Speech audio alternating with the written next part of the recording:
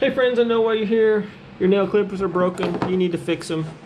I'm going to show you how. Basically, you have 3 parts. You grab your pincher part, and you're going to want to locate the bottom of the pincher part. The top part is basically going to have that little, some kind of either an indentation there or maybe some little guides on either side, and your bottom part's probably going to be flat. So this is our bottom part. Take our little pin, drop it in there.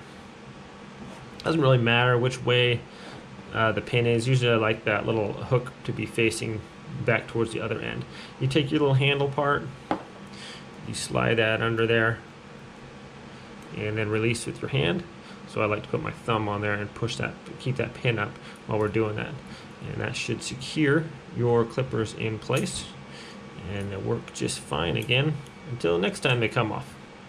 So thanks for watching this short video. You guys have a great day, and we'll see you next time.